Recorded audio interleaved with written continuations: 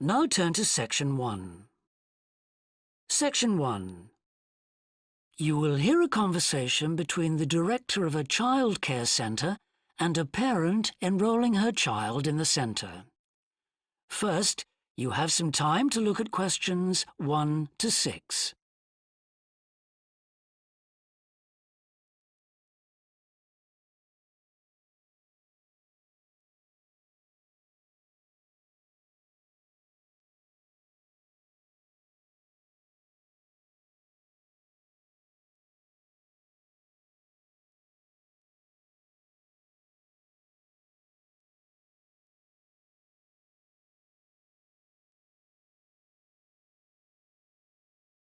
You will see that there is an example that has been done for you. On this occasion only, the conversation relating to this will be played first. Good morning.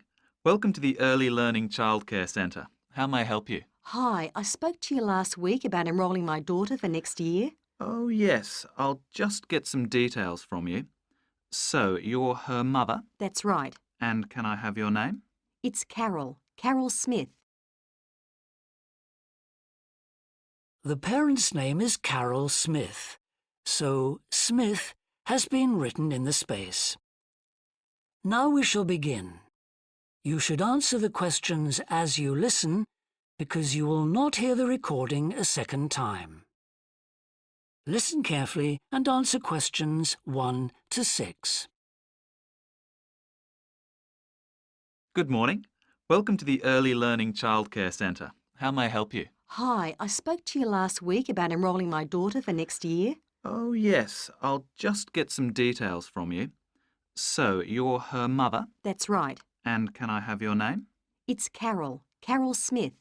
And your daughter's name. It's Kate. Now, we have several groups at the centre and we cater for children from 3 to 5 years old. How old is your daughter? She's 3 now, but she turns 4 next month. I'll put 4 down because that's how old she'll be when she starts. Fine. She's so excited about her birthday and coming to the centre. Oh, that's good to hear. And what's your address? It's 46 Wombat Road. That's WOMBAT.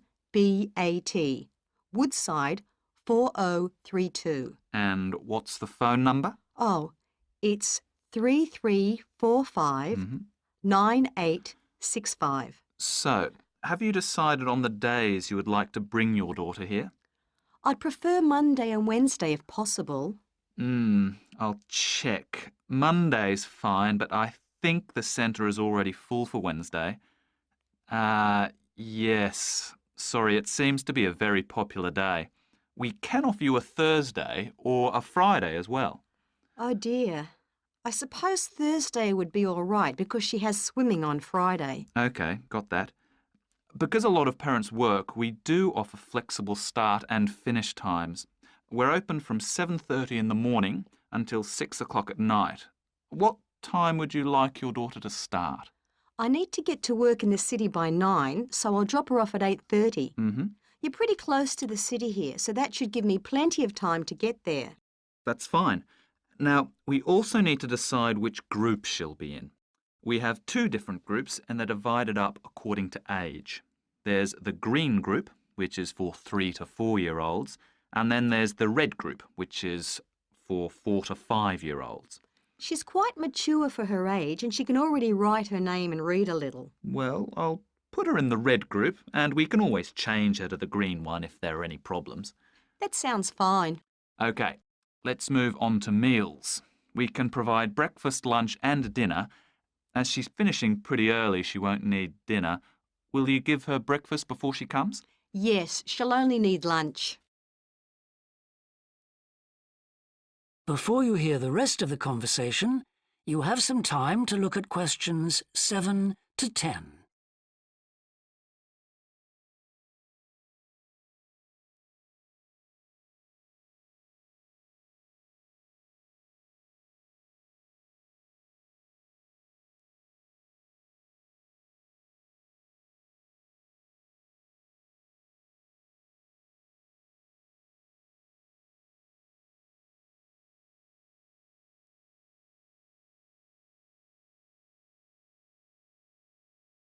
Now listen and answer questions 7 to 10.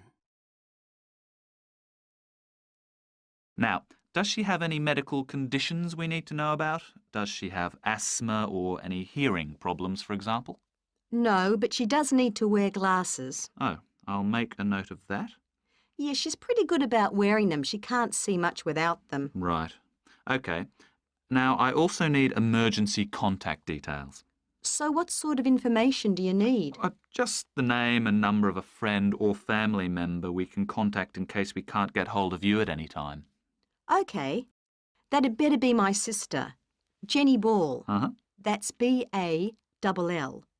Her phone number is 33467523. Great. So she is the child's aunt? Yes, that's right. I'll make a note of that as well.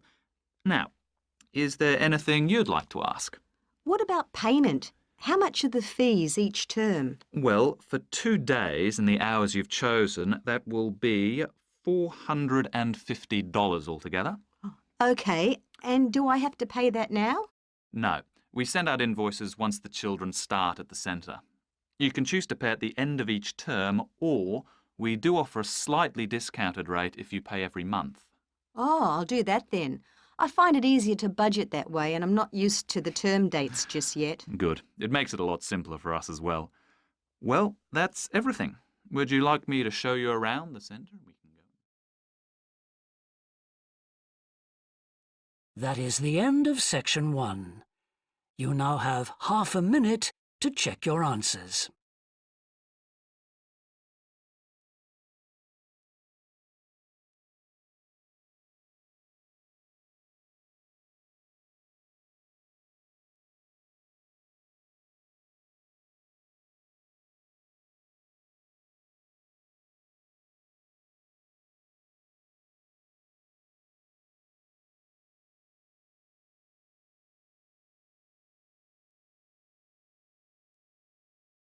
Now turn to section 2.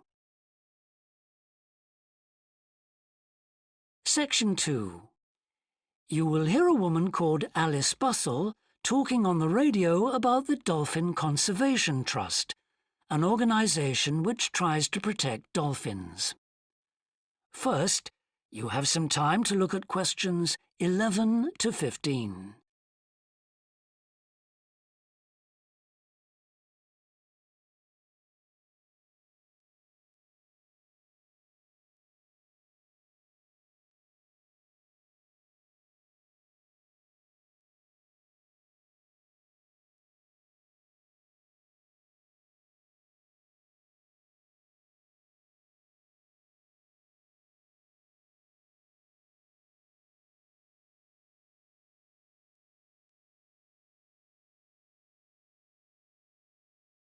Now listen carefully and answer questions 11 to 15.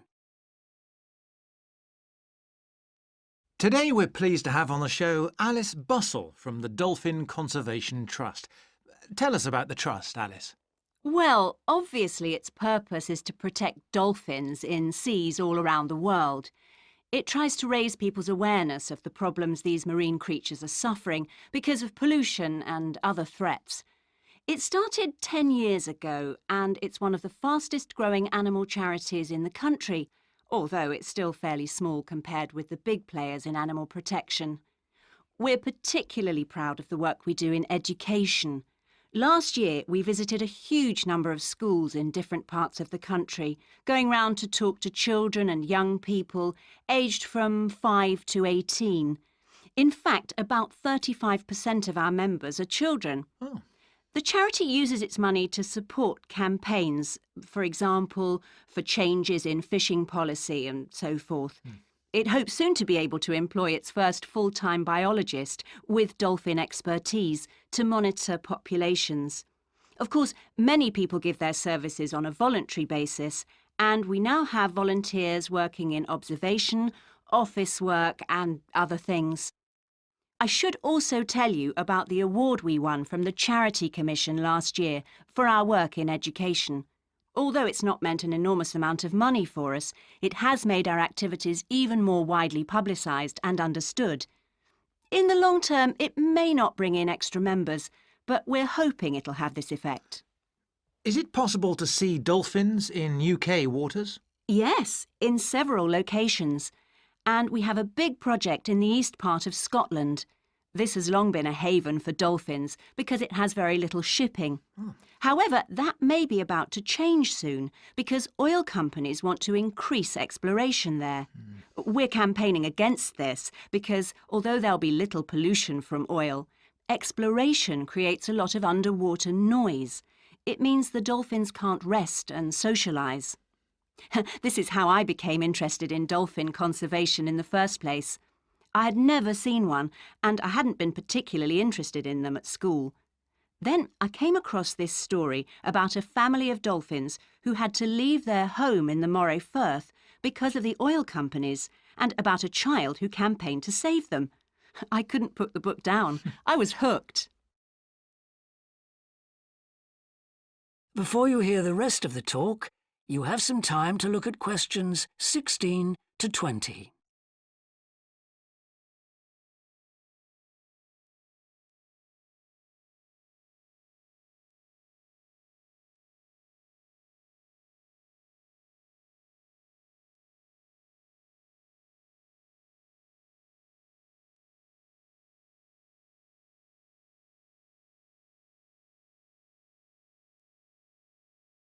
Now listen and answer questions 16 to 20. I'm sure our listeners will want to find out what they can do to help. You mentioned the Adopt a Dolphin scheme. Can you tell us about that? Of course. People can choose one of our dolphins to sponsor. They receive a picture of it and news updates. I'd like to tell you about 4 which are currently being adopted by our members: Moondancer, Echo, Kiwi and Samson. Unfortunately, Echo is being rather elusive this year and hasn't yet been sighted by our observers, but we remain optimistic that he'll be out there soon. All the others have been out in force. Samson and Moondancer are often photographed together, but it's Kiwi who's our real character, as she seems to love coming up close for the cameras, and we've captured her on film hundreds of times. They all have their own personalities. Moondancer is very elegant and curves out and into the water very smoothly, whereas Samson has a lot of energy. He's always leaping out of the water with great vigour. You'd probably expect him to be the youngest. He's not quite. That's Kiwi. But Samson's the latest of our dolphins to be chosen for the scheme. Kiwi makes a lot of noise, so we can often pick her out straight away. Echo and Moondancer are noisy too, but Moondancer's easy to find because she has a particularly large fin on her back, which makes her easy to identify. So, yes, they're all very different. Well, they sound a fascinating group. And how would you go about... That is the end of section 2. You now have half a minute to check your answers.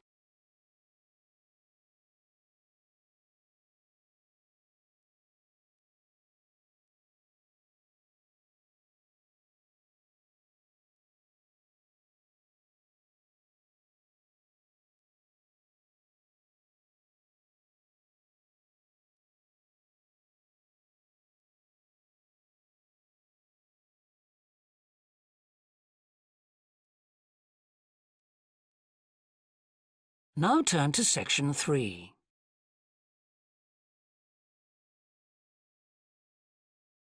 Section 3. You will hear a student called Rob, who is in the first year of a theatre studies course, talking to another student called Mia, who's in the 4th year of the same course. First, you have some time to look at questions 21 to 25.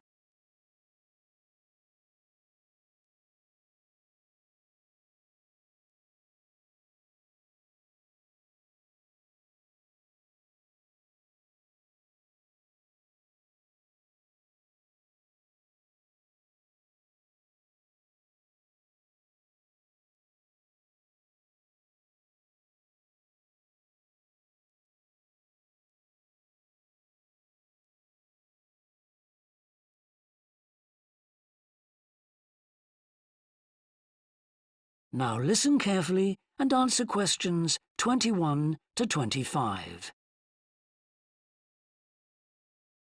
Hi, Rob. How's the course going? Oh, hi, Mia. Yeah, great. I can't believe the first term's nearly over. I saw your group's performance last night at the student theatre. It was good. Really? Yeah, but now we have to write a report on the whole thing, an in-depth analysis. I don't know where to start.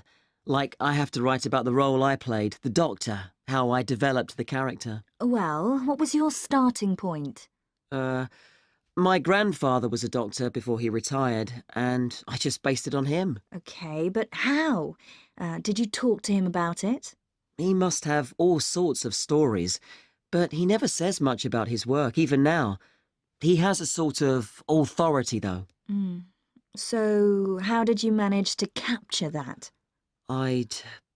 I'd visualise what he must have been like in the past when he was sitting in his consulting room listening to his patients. Okay, so that's what you explain in your report.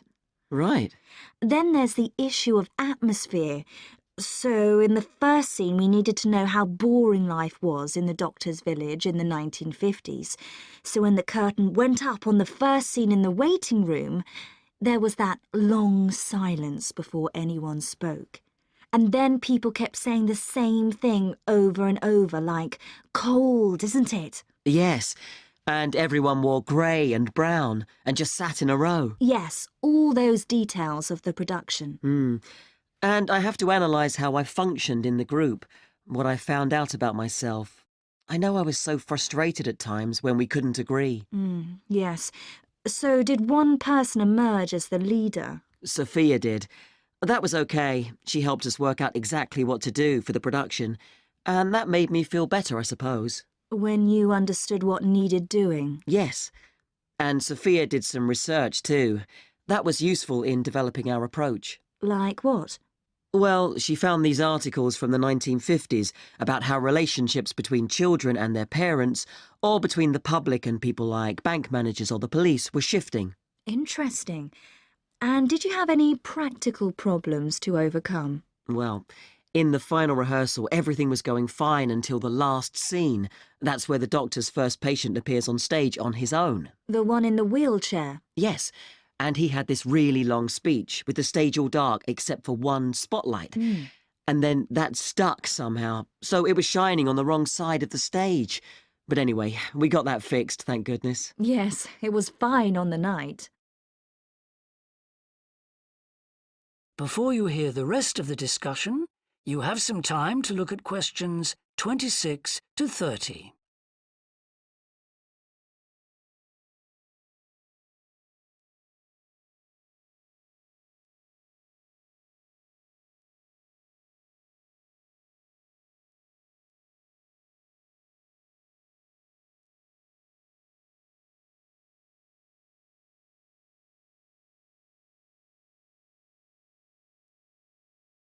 Now listen and answer questions 26 to 30. But while you're here, Mia, I wanted to ask you about the year abroad option. Would you recommend doing that? Yes, definitely. It's a fantastic chance to study in another country for a year. I think I'd like to do it, but it looks very competitive. There's only a limited number of places. Yes. So, next year, when you're in the second year of the course, you need to work really hard in all your theatre studies modules. Only students with good marks get places. You have to prove that you know your subject really well. Right. So how did you choose where to go? Well, I decided I wanted a programme that would fit in with what I wanted to do after I graduate. So I looked for a university with emphasis on acting rather than directing, for example. It depends on you. Then about 6 months before you go, you have to email the scheme coordinator with your top 3 choices. I had a friend who missed the deadline and didn't get her first choice, so you do need to get a move on at that stage. You'll find that certain places are very popular with everyone. And don't you have to write a personal statement at that stage? Yes. Right. I'll get some of the final year students to give me some tips. Maybe see if I can read what they wrote. I think that's a very good idea. I don't mind showing you what I did. And while you're abroad, don't make the mistake I made. I got so involved I forgot all about making arrangements for when I came back here for the final year. Make sure you stay in touch so they know your choices for the optional modules. You don't want to miss out doing your preferred specialisms. Right. That is the end of section 3. You now have half a minute to check your answers.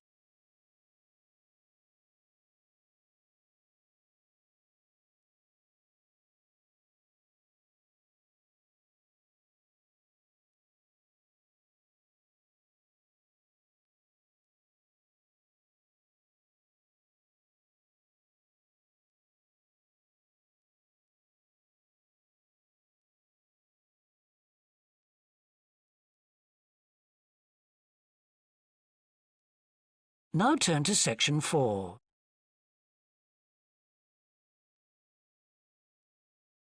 Section 4. You will hear part of a lecture about leadership introducing a theory called self-regulatory focus theory. First, you have some time to look at questions 31 to 40.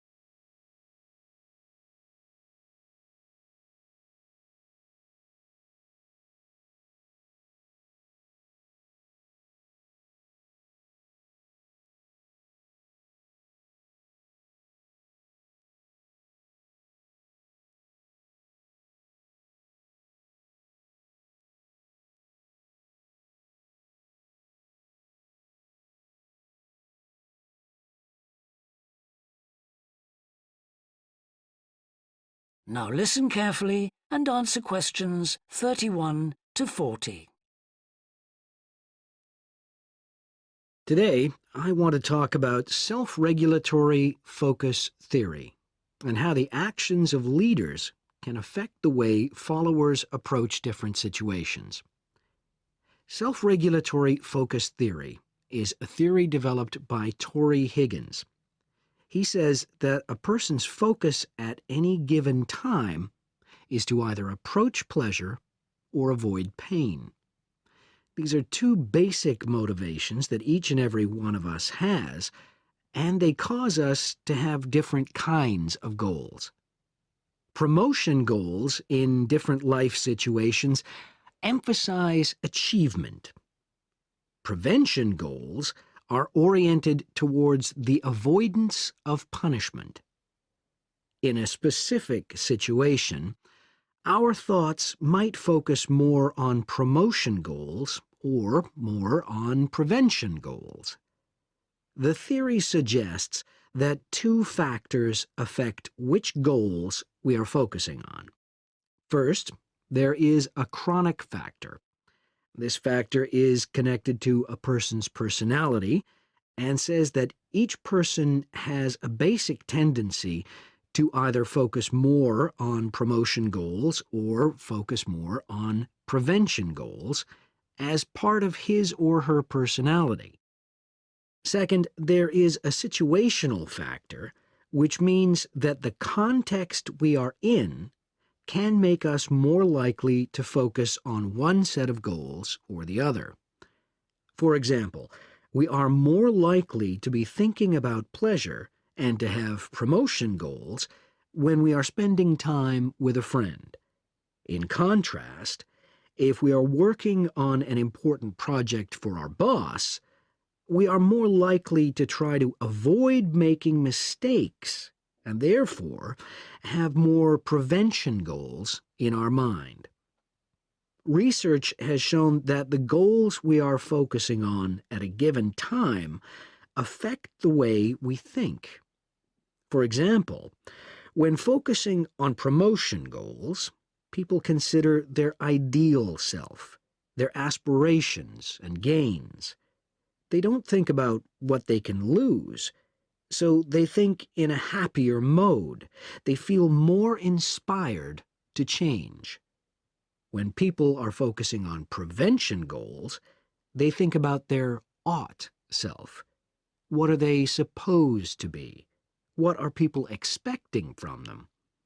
They consider their obligations to others. As a result, they experience more anxiety and try to avoid situations where they could lose.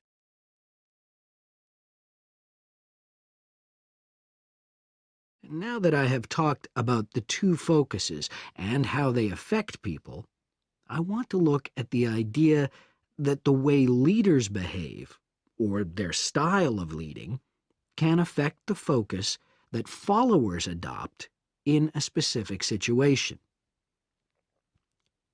In talking about leadership, we often mention transformational leaders and transactional leaders. Transformational leaders, when interacting with their followers, focus on their development. In their words and actions, transformational leaders highlight change.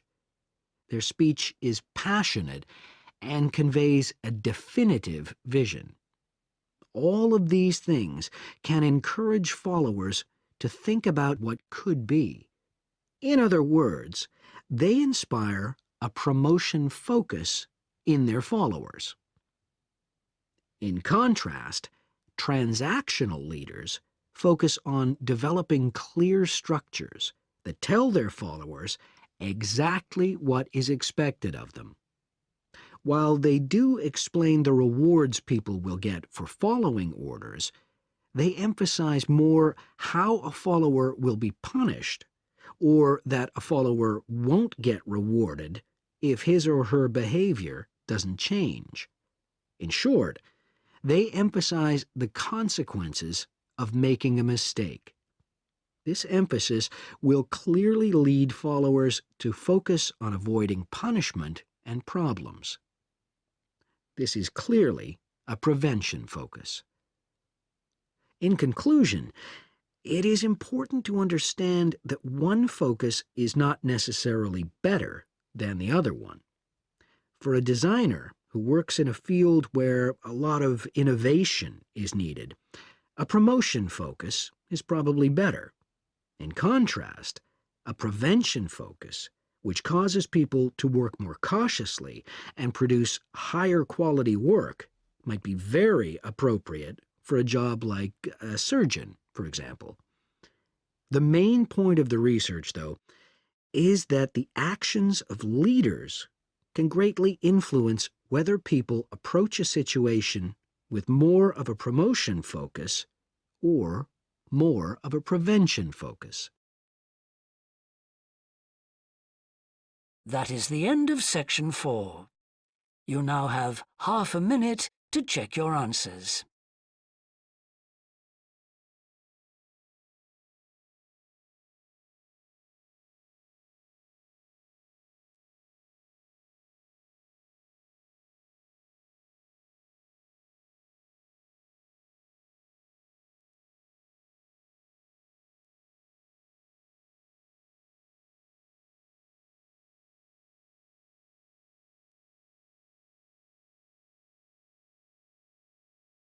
That is the end of the listening test. In the IELTS test, you would now have 10 minutes